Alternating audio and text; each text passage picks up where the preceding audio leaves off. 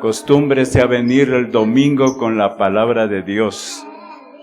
Vamos a leer. Ya saben cómo leemos la palabra de Dios. Antifonal. Yo leo un versículo, ustedes el siguiente. Vamos a comenzar. Proverbios 11, versículo 1. El peso falso es abominación a Jehová, mas la pesa cabal le agrada.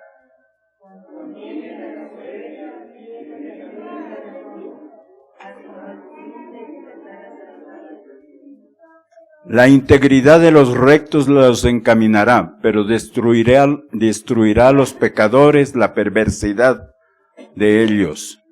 No aprovecharán las riquezas en el día de la ira, mas la justicia librará de muerte. La justicia del perfecto enderezará su camino, mas el impío por su impiedad caerá. La justicia de los rectos los librará, mas los pecadores serán atrapados en su pecado. Cuando muere el hombre impío, perece su esperanza, y la expectación de los malos perecerá. El justo es librado de la tribulación, mas el impío entra en lugar suyo. El hipócrita con la boca daña a su prójimo, mas los justos son librados con la sabiduría. En el bien de los justos la ciudad se alegra, mas cuando los impíos perecen hay fiesta. Por la bendición de los rectos la ciudad será engrandecida, mas por la boca de los impíos será trastornada. El que carece de entendimiento menosprecia a su prójimo, mas el hombre prudente calla. El que anda en chismes descubre el secreto, mas el de espíritu fiel lo guarda todo. Donde no hay dirección sabia, caerá el pueblo, mas en la multitud de consejeros hay seguridad. Con ansiedad será afligido el que sale por fiador de un extraño, mas el que aborrece las fianzas vivirá seguro. Tendrá honra y los fuertes tendrán riquezas. A su alma hace bien el hombre misericordioso, mas el cruel se atormenta a sí mismo. El impío hace obra falsa, mas el que siembra justicia tendrá galardón firme. Como la justicia conduce a la vida, así el que sigue el mal lo hace para su muerte. Abominación son Jehová los perversos de corazón, mas los perfectos de camino les son agradables. Tarde o temprano el malo será castigado, mas la descendencia de los justos será librada. Como zarcillo de oro en el hocico de un cerdo es la mujer hermosa y apartada de razón. El deseo de los justos es solamente el bien, mas la esperanza de los impíos es el enojo. Hay quienes reparten y les es añadido más, y hay quienes retienen más de lo que es justo, pero vienen a pobreza. El alma generosa será prosperada, y el que saciare, él también será saciado. Que hará el grano, el pueblo lo maldicirá, pero bendición será su cabeza. El que procura el bien buscará favor, mas al que busca el mal, éste le vendrá. El que confía en sus riquezas caerá, mas los justos reverdecerán como las ramas. El que turba su casa heredará el viento, y el necio será siervo del sabio de corazón. El fruto del justo es árbol de vida, y el que gana almas es sabio. Ciertamente el justo será recompensado en la tierra, cuando más el impío y el pecador. Vamos a repetir este último todos juntos. Ciertamente el justo será recompensado en la tierra, cuanto más el impío y el pecador. Tomen asiento, mis queridos hermanos. Mis hermanos, aprovechando este mes que nosotros como iglesia recordamos uno de los eventos históricos que para nosotros tienen relevancia, que es la Reforma, queremos tener un tiempo especial para enfocarnos en una de esas enseñanzas que surgió de la Reforma. El día viernes pudimos compartirla en la frase sola escritura. Sola escritura. Pudimos tener un cortito tiempo para expresarla, dijimos algunas cosas, pero hoy vamos a hablar acerca de la autoridad de las escrituras. ¿Y por qué vamos a hablar en esta mañana sobre la autoridad de las escrituras? Porque habíamos dicho el día viernes que la sola escritura responde a la pregunta ¿por qué hacemos lo que hacemos? Mis hermanos, ¿por qué nos juntamos a la iglesia a adorar a Dios? ¿Por qué guiamos a nuestros hijos en el temor a Dios? ¿Por qué decidimos tomar o ser cautivos por medio de Cristo para adorarle? ¿Por qué hacemos lo que hacemos?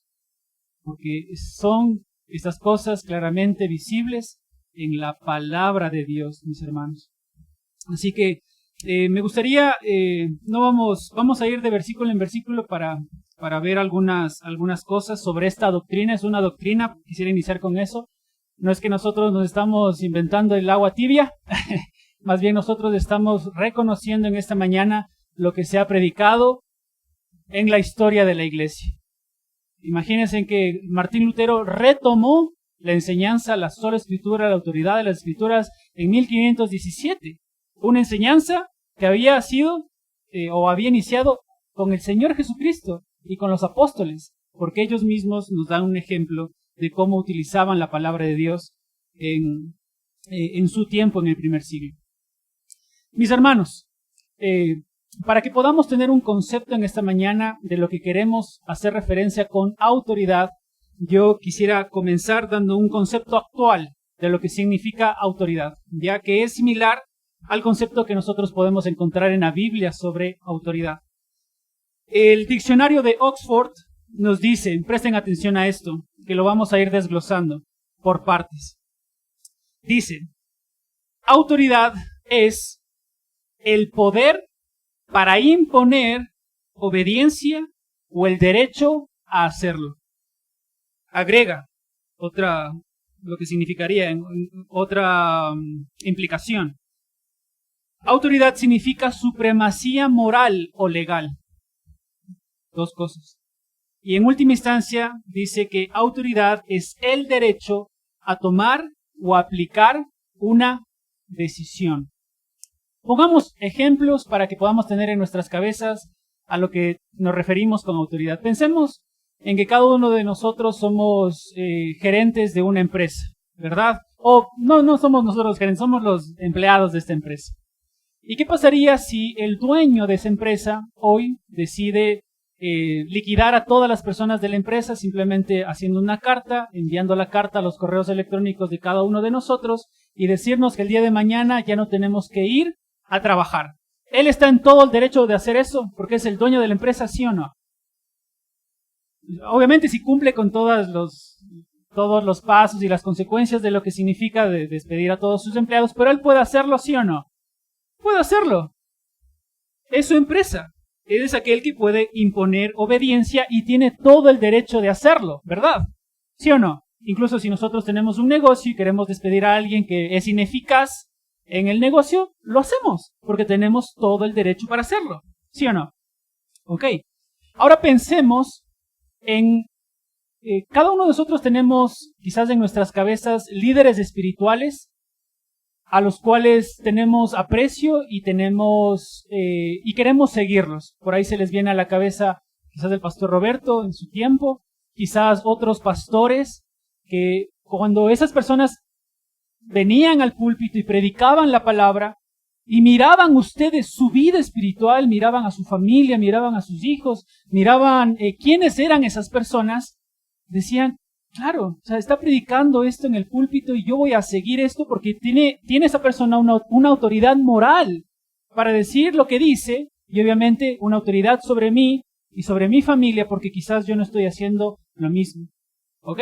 Entonces tenemos en nuestra mente quizás personajes o quizás conocidos por nosotros o no conocidos por ahí en YouTube o en algunas prédicas que nosotros escuchamos que decimos, wow, esa persona tiene una autoridad moral sobre nosotros. Y pongamos en este último ejemplo, nosotros como padres, imaginemos que nosotros estamos tratando de planificar las vacaciones familiares, ¿no es cierto? Y le permitimos a nuestros hijos que nos digan opciones para buscar un lugar, ¿no es cierto? Entonces algunos salen, vamos a la playa, otros vamos al oriente, otros vamos, no sé, fuera del país, otros quedémonos acá en casa. Y como no hay ningún consenso, ¿qué hacemos nosotros como padres? Nosotros somos los que decidimos, aunque abrimos ese chance que nos digan, ¿verdad? Y nosotros como padres ejercemos la autoridad de tomar decisiones finales en medio de la familia. Sí, entonces ya tenemos como una imagen de lo que significa la autoridad. Entonces, mis hermanos, ¿qué significa la autoridad de las Escrituras en este mismo concepto? Autoridad, nos referimos a la autoridad de la Escritura, a la capacidad que tiene la Biblia en el nombre de Dios para imponer obediencia, como imponía obediencia a ese jefe de la empresa, para imponer obediencia en las personas que son creyentes, es decir, nosotros, las personas que leemos su palabra. ¿A qué más nos referimos con la autoridad de las Escrituras? Con la capacidad moral, porque fue escrita por Dios, quien no miente, quien es veraz, para demandar de nosotros rectitud, porque sus palabras, la Biblia testifica que son rectas. Y en última instancia, nos referimos a la autoridad de las Escrituras, a la capacidad que tiene la Biblia de ser aquel que toma la decisión final en asuntos específicos de nuestra fe y práctica cristiana, porque Dios sí sabe qué es lo mejor para nosotros. Salomón dice en Eclesiastés capítulo 6, versículo 12, pregunta, ¿quién conoce el bien para el hombre? Y no hay respuesta a esa pregunta porque solo Dios conoce el bien para nosotros. Y es por eso que la Biblia quiere ejercer esta capacidad de tomar decisiones finales sobre algunos asuntos específicos en nuestra vida. Mis hermanos, la palabra autoridad aparece 102 veces en el Nuevo Testamento. Es traducido en el Nuevo Testamento con la palabra exousia, y que tiene que ver con ese poder ejercido de parte de los gobernantes o estar en un lugar de supremacía sobre otras personas. Y nosotros estamos afirmando en esta mañana que la Biblia tiene ese poder para imponer de nosotros obediencia. En otras palabras, yo no quisiera decir que esto dije yo, más bien es la definición de Wayne Grudem, un teólogo. Él resume autoridad de esta forma que me pareció oportuna. Y noten lo que dice, y si quieren, anótenla en el díptico que tienen. Él dice así: autoridad o la autoridad de las Escrituras quiere decir que todas las palabras de la Biblia son las palabras de Dios, de tal manera que no obedecer o desobedecer alguna palabra de las Escrituras es no creer o desobedecer a Dios. Y para esto, mis hermanos, para argumentar haciendo referencia a la autoridad de las Escrituras, vamos a utilizar el ejemplo de la Trinidad y cómo la Trinidad manifiesta que el Padre ha inspirado las Escrituras, el Hijo se ha sujeto a las Escrituras del Padre, que el Padre ha inspirado, y el Espíritu Santo utiliza las Escrituras para darnos a nosotros crecimiento. Y para eso vamos con nuestras Biblias, mis hermanos, les invito a abrir allí en 2 de Timoteo capítulo 3, versículo 16. 2 de Timoteo 3, versículo 16.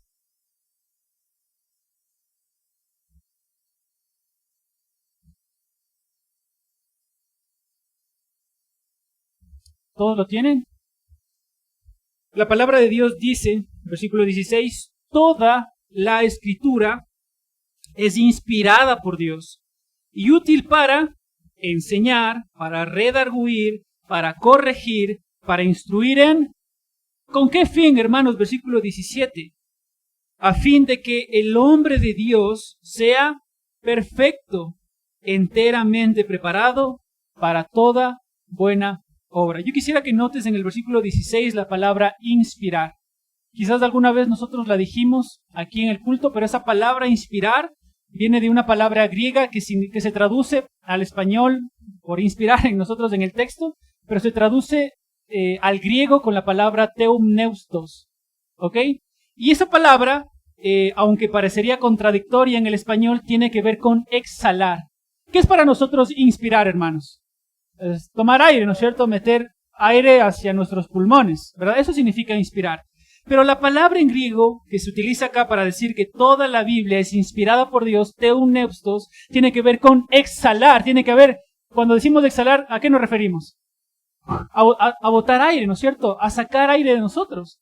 De manera que aquí la palabra de Dios dice que la palabra de Dios es exhalada por Dios, ha salido de la boca de Dios, procede del mismo aliento de Dios, hermanos. La palabra que hoy estamos leyendo y que está delante de nosotros. La intención del Padre fue dejarnos sus propias palabras. Y a esas palabras el Padre les otorga autoridad suprema. Porque es el mismo aliento de Dios, hermanos. Es el mismo aliento de Dios. Las frases, hermanos, tanto en el Antiguo como en el Nuevo Testamento, de frases así que nosotros hemos escuchado. Así dijo el Señor, dice Dios, Jehová dice, aparecen alrededor de 3,808 veces. Danos a entender a nosotros que no es palabra de hombres, mis hermanos, cuando nosotros abrimos nuestras Biblias y comenzamos a leerlas, sino que es palabra de Dios, porque Dios lo dice así, y ahora en este versículo específicamente nos dice que es el mismo aliento de Dios, hermanos. Fue exhalada por Dios. En segundo lugar, mis hermanos, las Escrituras son el sello, o mejor dicho, de otra forma, el Hijo de Dios, Jesucristo, pone un sello en las Escrituras, afirmando las Escrituras y autenticando las Escrituras. ¿En qué sentido decimos esto, mis hermanos? Abran sus Biblias conmigo en Mateo capítulo 7, versículo 17 y versículo 18. Mateo 5, versículo 17 y versículo 18. Dice las Escrituras: no penséis que he venido para abrogar la ley o los profetas. No he venido para abrogar, sino para cumplir. Porque de cierto os digo que hasta que perezca el cielo y la tierra, ni una jota, ni una tilde perecerá de la ley, hasta que todas las cosas sean hechas. Otro dato, mis hermanos, en los 4 evangelios, estos 4 evangelios contienen más de 35 referencias directas y citas de la Biblia dichas por la propia boca del Señor Jesucristo, afirmando que el Antiguo Testamento era verdad. Esta cita que nosotros leemos de Mateo capítulo 5, del 17 y 18, el Señor Jesucristo está diciendo que no está diciendo esto, como el Antiguo Testamento fue hablado por el Padre, entonces ahora en el Nuevo Testamento yo desecho todo lo dicho por el Padre y ahora vengo a establecer mi propia palabra. De ninguna manera. Más bien, a través de la vida y el misterio del Señor Jesucristo fue sujetarse a la voz del Padre, sujetarse a las Escrituras que ya habían sido dichos. Incluso, mis hermanos, si nosotros pensamos en este acontecimiento que se da en el último capítulo del libro de Lucas, cuando están en el camino de Emaús, y ellos están por el camino y aparece una persona que ellos no reconocieron que era el Señor Jesucristo y comienza a hablarles al corazón. Y dice que ardía su corazón mientras les explicaba todas aquellas cosas que del Antiguo Testamento se manifestaban, que Jesucristo era el Mesías, era el Cristo, y que en Él se hallaba un cumplimiento. Jesucristo durante toda su vida terrenal se sujetó a la ley, vivió bajo la ley, citó la ley como verdad y murió de acuerdo a la ley. De manera que, mis hermanos, en primer lugar, la Biblia es autoritativa porque Dios la habla, la sopla, la saca, es el mismo aliento de Dios. Y en segundo lugar, la Trinidad nos muestra que el Señor Jesucristo se sujetó a la palabra. Tomó esa palabra dicha por los profetas y la vivió. Y incluso acá dice, no, ni siquiera vengo a abrogar a los profetas o a la ley, vengo a cumplirla. Porque Él, obviamente, siendo Dios y siendo un hombre perfecto, podía hacerlo y cumplir con eso quién era Él. Si nosotros queremos ver esas 35 referencias directas, podemos ir a la teología sistemática de Schaffer. Ahí es donde nosotros tenemos estas 35 referencias directas y citas del Antiguo Testamento, pronunciadas por el Señor Jesucristo de sometimiento hacia la verdad de Dios. Y quizás hoy por tiempo no podemos nombrarlas, pero simplemente por decirlas, desde Mateo en adelante vienen esas citas. Una y otra vez el Señor Jesucristo citó las Escrituras reconociendo su autoridad. Una y otra vez. Jesucristo afirmó, vayan conmigo, Juan capítulo 18, versículo 37. El Señor Jesucristo afirmó desde su nacimiento hasta su muerte, iba a implicar dar testimonio de la verdad. Y noten cómo dice la Escritura. Yo para esto he nacido, hermanos. Y para esto he venido al mundo, para dar testimonio de la verdad. De la verdad. Y el apóstol Pablo dice en Romanos capítulo 15, versículo 8, pues os digo que Cristo Jesús vino a ser siervo de la circuncisión. Y miren cómo sigue el versículo. Romanos 15, 8. Para mostrar la verdad de Dios, para confirmar las promesas hechas a los padres. Hechas a los padres. El apóstol Pablo de nuevo está afirmando que Jesucristo autentiza la verdad de Dios. Y en última instancia, hermanos, las Escrituras son usadas por el Espíritu Santo de Dios, dándonos a nosotros testimonio de que tienen autoridad. Noten otro versículo conmigo, 2 de Pedro, capítulo 1, versículo 21. 2 de Pedro, capítulo 1, versículo 21.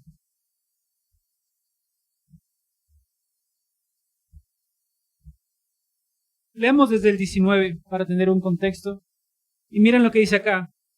Tenemos también la palabra profética más segura, a la cual hacéis bien al estar atentos como una antorcha que alumbra en lugar oscuro, hasta que el día esclarezca y el lucero de la mañana salga en vuestros corazones, entendiendo primero esto, que ninguna profecía de la Escritura es de interpretación privada, porque nunca la profecía fue traída por voluntad humana, sino que los santos hombres de Dios hablaron siendo inspirados ¿por quién? Por el Espíritu Santo. Y este es junto con 2 de Timoteo capítulo 3, versículo 16, la doctrina de la inspiración de las Escrituras. Esa palabra que ahora nosotros encontramos en 2 de Pedro, inspirar, no es la misma que se utiliza en 2 de Timoteo. Esta palabra que se traduce al griego como feromai, nosotros ya la estudiamos y ¿saben dónde la estudiamos? En el libro de Hechos. Vayan conmigo a Hechos, por favor. Hechos capítulo 27. En el contexto de Pablo, naufragando rumbo a Roma, miren lo que dice. Leamos desde el versículo 13. Dice, y soplando una brisa del sur, pareciéndose que ya tenían lo que deseaban, levantaron anclas e iban costeando Creta. Pero no mucho después dio contra la nave un viento huracanado llamado Euroclidón. Y siendo arrebatada la nave, noten esto, y no pudiendo poner proa al viento, nos abandonamos a él, y miren esa frase que sigue, y nos dejamos llevar. Esa frase se traduce como feromai, la misma palabra que en 2 de Pedro capítulo 1, versículo 21, se traduce como fueron inspirados. De otra forma, lo que está diciendo Pedro es que cuando Dios permitió que hombres sean llenos del Espíritu Santo, ellos se dejaron llevar por el Espíritu Santo para escribir las palabras que ahora nosotros tenemos, tal cual nosotros la tenemos en nuestra palabra de Dios. Eso es lo que hizo Dios. ¿Y quién obró para hacer esta obra de inspiración que dice 2 de Pedro capítulo 1 y 21? El Espíritu Santo de Dios. Mis hermanos, vemos con claridad que la Trinidad está a favor de la autoridad de las Escrituras. El Espíritu Santo inspira a los hombres, utiliza a los hombres, más de 40 autores de la Biblia, para traernos a nosotros el registro exacto del pensamiento de Dios, para traer a nosotros la propia mente de Dios y el deseo que Él tiene para que nosotros como iglesia podamos conducirnos. En otro versículo, el Evangelio de Juan, capítulo 17, versículo 17, un versículo conocido para nosotros. Dice, santifícalos en tu verdad, tu palabra es verdad. ¿Y cómo nosotros somos santificados entonces? A través del conocimiento de la palabra y la aplicación que el Espíritu Santo hace de esa palabra predicada en nosotros. Miren lo que dice Primera de Juan, abran conmigo Primera de Juan, capítulo 2, 27. Perdón, lo tenía en la cara. Leamos juntos, versículo 27. Pero la unción que vosotros recibisteis de Él permanece en vosotros, y no tenéis necesidad de que nadie os enseñe, así como la unción misma os enseña todas las cosas y es verdadera, y no es mentira. Según ella os ha enseñado, permaneced en Él. Y ahora, hijitos míos, permaneced en Él, para que cuando Él se manifieste tengáis confianza, para que en su venida no nos alejemos de Él avergonzados. Más atrás dice,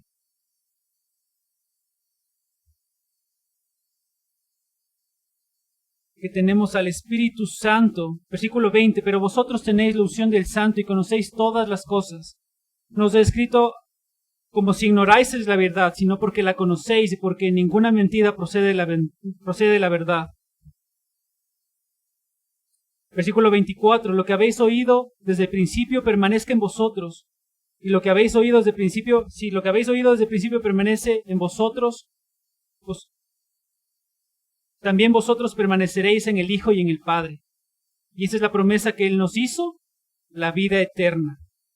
Y en ese mismo contexto, el versículo que afirma que el Espíritu Santo nos enseña y nos guía todas las cosas. Pero el punto clave de esto, mis hermanos, es que el Espíritu Santo nos guía a la verdad. El Espíritu Santo utiliza las palabras de Dios para convencernos a nosotros de pecado, justicia y juicio. Juan capítulo 14 y Juan capítulo 16 hablan del Espíritu Santo como la fuente que Dios ha creado para que nosotros y para que el mundo entienda que está bajo condenación, que está bajo pecado, que está bajo juicio, y que entienda que necesita salvación de parte de Él, de la misma forma que nosotros como creyentes necesitamos la obra del Espíritu Santo para entender su verdad. para entender su verdad. Efesios capítulo 6, versículo 17, afirma esto: y tomad el yelmo de la salvación y la espada del Espíritu, que es la palabra de Dios. De manera que esta escritura afirma que la Biblia es la espada que Dios utiliza para guardarnos a nosotros del error. ¿Y cuál debería ser para nosotros, mis hermanos? ¿Cuál debería ser nuestra actitud al entender que la Trinidad está involucrada en la autoridad de las Escrituras? El mismo ejemplo que nos ha dado Pablo a través de la vida de los tesalonicenses. Primera de Tesalonicenses capítulo 2, versículo 13. Noten cómo ellos en el primer siglo aceptaron las palabras frescas que el apóstol Pablo y los demás apóstoles y los escritos que se estaban circulando en aquel entonces. ¿Cómo ellos lo tomaron? Miren lo que dice. De vuelta a la cita, Primera de Tesalonicenses capítulo 2, versículo 13. Dice, por lo cual también nosotros, sin cesar, damos gracias a Dios de que cuando recibisteis la palabra de Dios, que oísteis de nosotros, noten, fresquita la palabra de Dios, en aquel entonces, la recibisteis no como palabra de hombres. Y noten cómo sigue, sino según es en verdad la palabra de Dios que actúa en vosotros los creyentes. Presten atención a esto, hermanos. Ellos estaban en el primer siglo, no se había reconocido el canon del Nuevo Testamento como hoy nosotros lo tenemos. En el año 319, después de Cristo, se reconoce el canon del Nuevo Testamento como los libros que ahora nosotros tenemos acá, pero ellos tenían la palabra directa ahí de los apóstoles. Los apóstoles visitaban las iglesias, escribían estas cartas. ¿Y cuál fue la actitud de las personas que escucharon la voz de Pablo, la voz de los otros apóstoles o la voz de estas cartas que ya circulaban? ¿Cuál fue la actitud de ellos, en este caso de los tesalonicenses? ¿Tomar esta palabra como palabra de hombres, hermanos?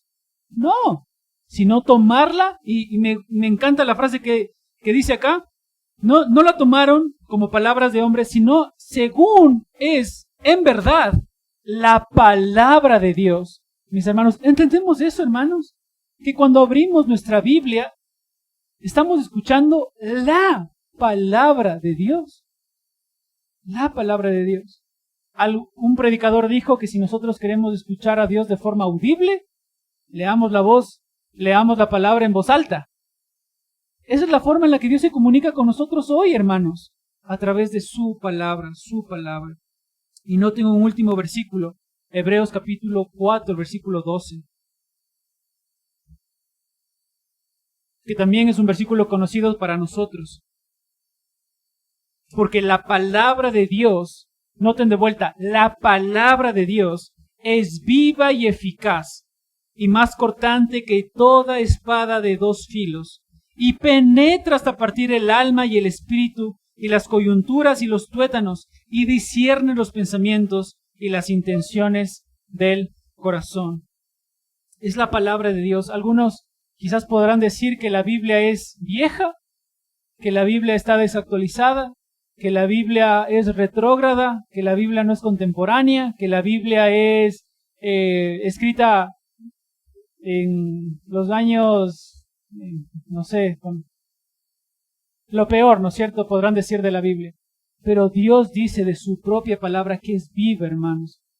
Si ya estudiamos en 2 Timoteo capítulo 2, capítulo 3, versículo 16, que la palabra de Dios es el aliento de Dios, hermanos. ¿Y cómo, si es el aliento de Dios, no va a tener vida para nosotros hoy? ¿Cómo no va a estar? ¿Cómo no va a actuar? ¿Cómo no va a ser operativa para nosotros? Y es eficaz, que tiene que ver con esta enseñanza de operancia, que es viva, es operativa en los creyentes por medio de su Espíritu Santo, hermanos. Esa es la palabra de Dios, es viva, eficaz, y cada vez que nosotros la leemos, y cada vez que nosotros hacemos nuestro devocional, o cada vez que nosotros abrimos nuestra Biblia cuando estamos en casa, ¿nos choca o no nos choca, hermanos, cada vez que la leemos? ¿Sí o no? ¿Nos mueve? ¿Nos confronta? ¿Nos afirma? ¿Sí o no, hermanos? Sí. ¿Por qué razón? Porque está diseñada para penetrar hasta lo más profundo de nuestros corazones y quebrarnos, hermanos.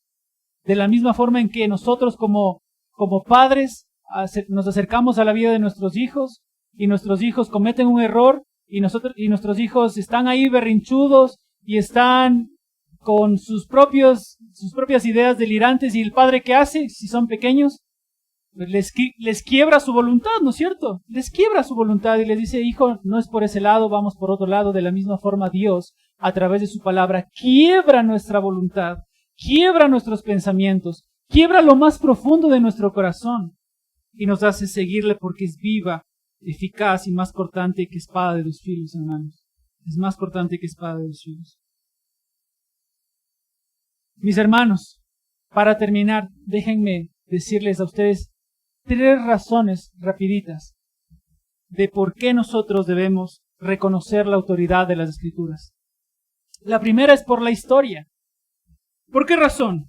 Un historiador llamado Eusebio, que quizás ustedes lo han escuchado antes, que también fue parte de los discípulos del Señor Jesucristo, nos cuenta que Constantino, muchos años después, en el año 313 para ser específico, dice que obviamente vio en el horizonte el resplandor de una cruz. ¿Se acuerdan de esa historia de Constantino y cómo él estableció el cristianismo como religión oficial en el imperio?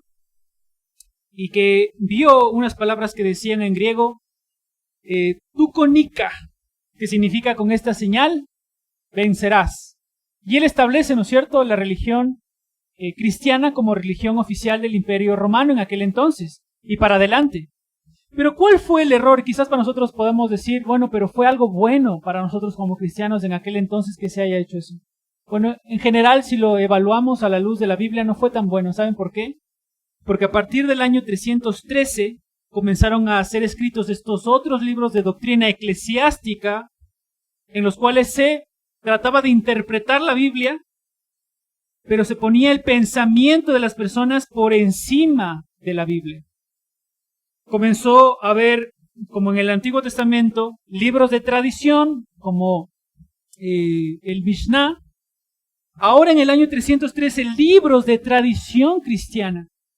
Y progresivamente las personas iban dando más valor a la tradición que a la misma Biblia. Y es por esta razón histórica que después vamos a llegar al año 1517, como ya dijimos nosotros, el viernes por la noche, se levanta un hombre, Martín Lutero, y miren lo que él afirma con respecto a la autoridad de las Escrituras y de esto de poner por encima cualquier otro tipo de autoridad que no sea la Biblia, por encima de ella misma. Miren lo que dice Lutero: si bien la Iglesia es considerada la madre de los cristianos, ella no es la madre, sino la hija de los cristianos. La palabra puede existir sin la Iglesia, pero la Iglesia no puede existir sin la palabra, hermanos.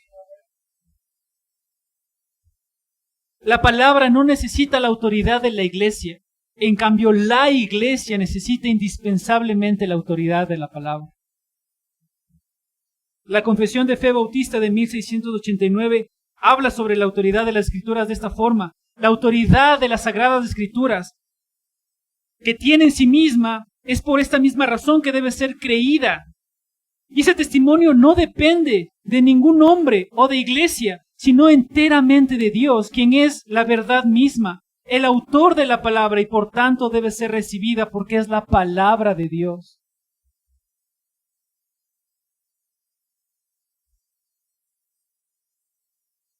El testimonio de la iglesia debe movernos a nosotros para tener en alto, mis hermanos, esta doctrina de la autoridad de las Escrituras, de la autoridad de la Biblia. La segunda razón por la que nosotros debemos prestar atención o predicar la autoridad de las Escrituras es por esto. Cito a un pastor de Estados Unidos, John MacArthur, dice: la palabra declara que Dios es eterno, inmortal, único. Se lo describe como omnisciente, omnipotente, omnipresente, justo. Su sabiduría es inescrutable, su soberanía es sobre todas las cosas creadas, y desde ahora y para siempre.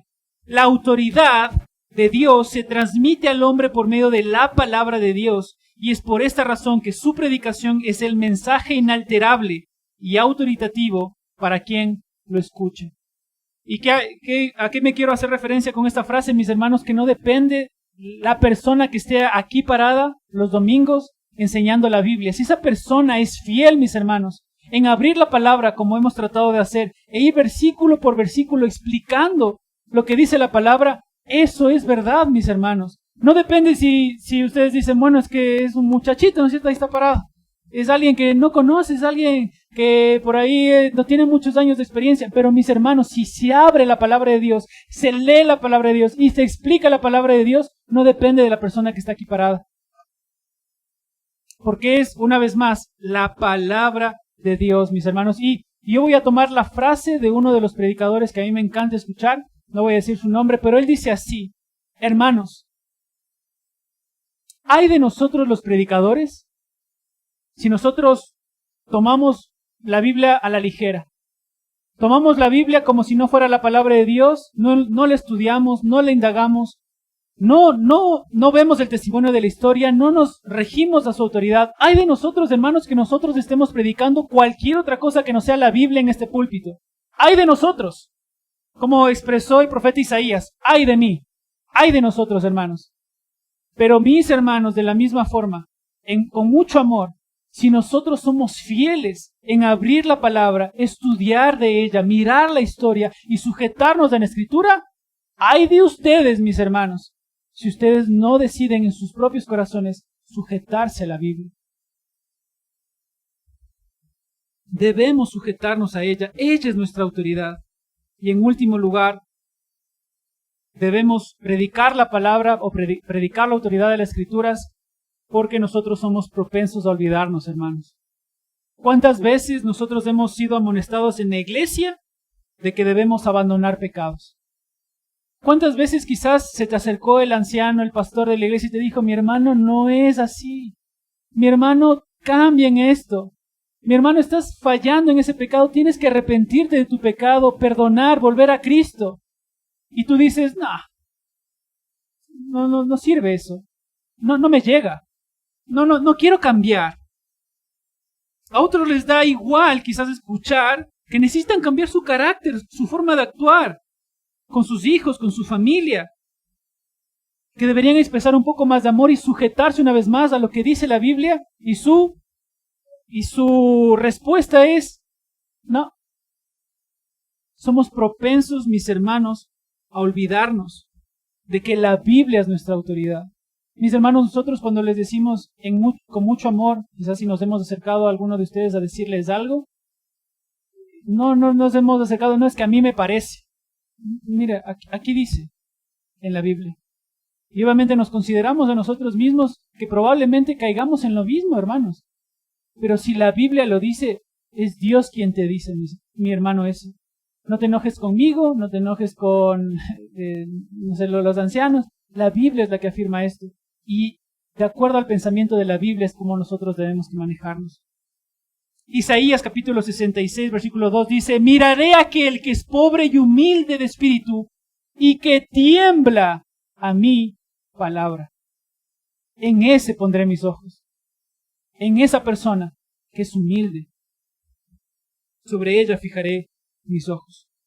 Mis hermanos, ya hemos hablado bastante, pero hagamos un resumen.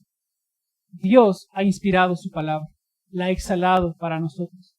El Hijo se sujetó o no se sujetó a las palabras del Padre.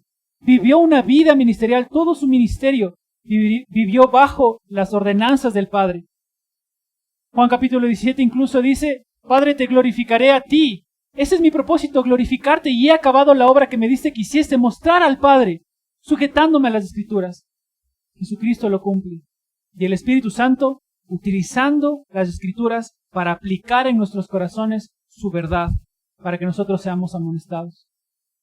¿Y cuáles son esas 3 y últimas razones por las que nosotros debemos considerar la autoridad de la Escritura? Habíamos dicho 1, por la historia. 2, porque es necesario la predicación en sí misma, por predicar la palabra de Dios. Y en tercer lugar, porque nosotros somos propensos a olvidarnos. Mis hermanos, la Biblia es aquello por lo que incluso leímos la cita de Martín Lutero, por lo que nos regimos nosotros como iglesia. Ay de nosotros, mis hermanos, que cualquier otra cosa sea nuestra autoridad, que no sea Dios mismo, a través de su gobernanza, por medio de la Biblia. Ay de nosotros. Pero si anhelamos, hermanos, buscarle, anhelamos sujetarnos, anhelamos ser una iglesia que le honre a Dios, ¿creen ustedes que vamos a ser bendecidos o no? Vamos a ser bendecidos, mis hermanos, y que Dios en esa fidelidad nos ayude a tener más gente, nos ayude a cuidar a más corazones de personas y nos ayude a honrarle mientras estemos en este mundo, mis hermanos, con vida. Amén. Oremos al Señor. Padre, gracias en esta mañana por darnos tu palabra, por tener un tiempo especial, Señor, para recordar que tu palabra es la que rige tu iglesia, que no es, que en última instancia, Señor, nosotros como líderes solamente somos un instrumento tuyo para que tu gloria sea manifestada, Señor, para que la iglesia sea guiada, para que la iglesia sea enseñada, pero tú, Señor, eres el que rige todas las cosas a través de tu palabra. Señor, amonéstenos constantemente en nuestros corazones, en nuestros devocionales, en nuestra adoración pública, Señor, en nuestra adoración privada, en los manantiales que tenemos, Señor, que tu palabra sea abierta, explicada, Dios, que nosotros tengamos un corazón para anhelar, mirar en ella tu verdad, Señor, que nuestra razón, que nuestras tradiciones, que nuestra experiencia no se pongan por encima de tu palabra, Señor, porque solo sabemos que en ella encontramos palabras de verdad, Señor. Tu palabra es verdad, es recta y limpia, Señor, dice el salmista. Nos sujetamos a ella, Señor, y denos un corazón, como decía Isaías, que tiemble y se humille a tu palabra, Señor. Oramos agradecidos en nombre del Señor Jesús. Amén.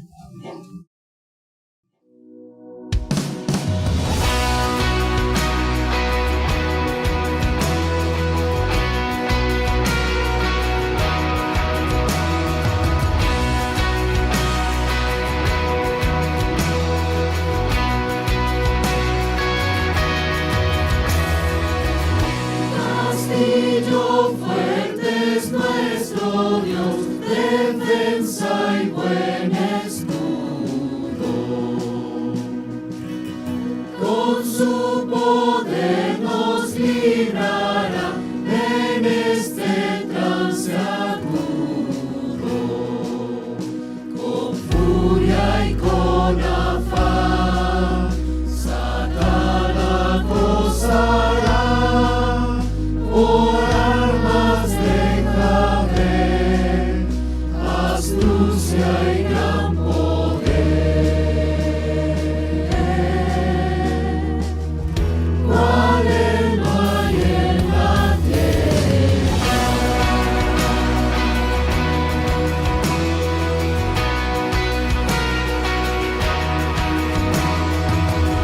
Nuestro valor es nada aquí, con él todo es perdido.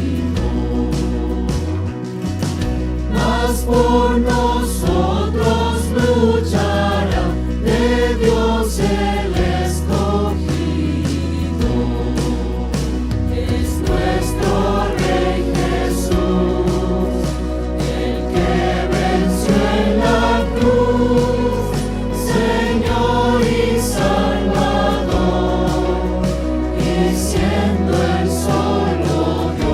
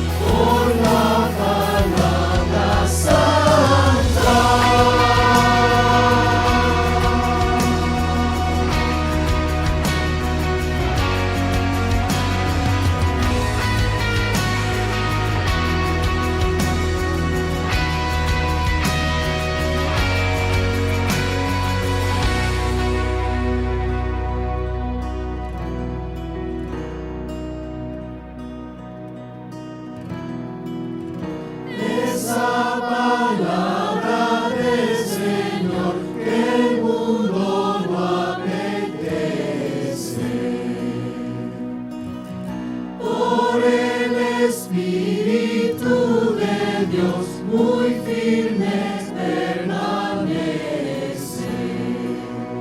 Nos pueden despojar de bienes y hogar, el cuerpo destruir, mas siempre ha de existir. De Dios el reino eterno, castillo fuerte es nuestro Dios, castillo fuerte es nuestro Dios.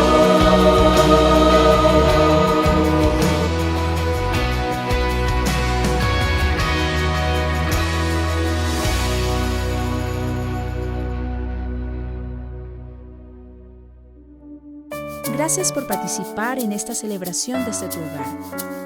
Damos gracias a Dios por la oportunidad de escuchar su palabra. Recordemos siempre que como una sola iglesia nos mantenemos unidos en oración con cristianos alrededor del mundo.